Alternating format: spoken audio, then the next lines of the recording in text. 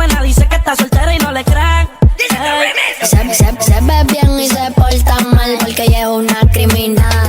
Una rasta Barbie que fuma como Marley y lo prende antes de desayunar. La capela. ইনস্টাগ্রামে ছবি upload করাই কাল হয়েছে ইকুয়েডরের ল্যান্ডি প্যারাগা কুবৈরো নামের এক মডেলের। সামাজিক যোগাযোগ মাধ্যমে তিনি সক্রিয় থাকায় ইনস্টাগ্রামে তার প্রায় 2.25 লাখ অনুসারী। সম্প্রতি খুন হয়েছেন 23 বছর বয়সী ল্যান্ডি। স্থানীয় একটি রেস্তোরাঁয় খেতে গিয়েছিলেন ল্যান্ডি।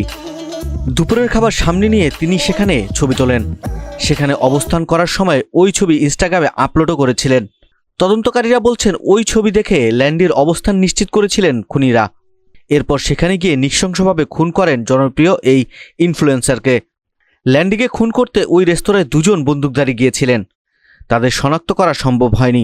পুরো ঘটনা সেখানে থাকা ক্যামেরায় ধরা পড়েছে। ফুটেজে দেখা যায় ল্যান্ডি রেস্তোরাঁর ভিতরে বসে আছেন, একজন সঙ্গীর সঙ্গে কথা বলছেন।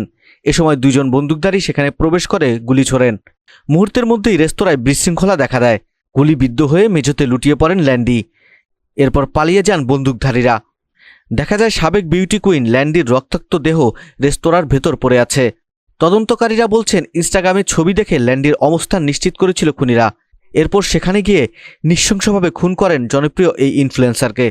এই ঘটনায় তদন্ত চলছে। তদন্তকারীরা বলছেন ইনস্টাগ্রামে ল্যান্ডির অনুসারীর সংখ্যা 1,73,000। রেস্তোরাঁর মধ্যে বসে মধ্যাহ্নভোজের ছবি দেখে তার অবস্থান জেনেছিলেন খুনিরা। তবে ল্যান্ডিকে খুন করার কারণ এখনও জানা যায়নি। এ নিয়ে কিছু গুঞ্জন ছড়িয়েছে। যেমন কেউ বলছেন স্থানীয় একজন কুখ্যাত গ্যাং লিডারের সঙ্গে ল্যান্ডির সম্পর্ক ছিল। কেউ বলছেন সংগঠিত অপরাধে বিচার বিভাগের কর্মকর্তাদের দুর্নীতি সংশ্লিষ্ট একটি তদন্তের ফাঁদে জড়িয়ে পড়ায় তাকে খুন হতে হয়েছে। এমন গুঞ্জনও রয়েছে যে একজন মাদক সম্রাটের সঙ্গে ল্যান্ডির সম্পর্ক ছিল, তাই ওই ব্যবসায়ীর বিধবা স্ত্রী ল্যান্ডিকে খুন করিয়ে থাকতে পারেন।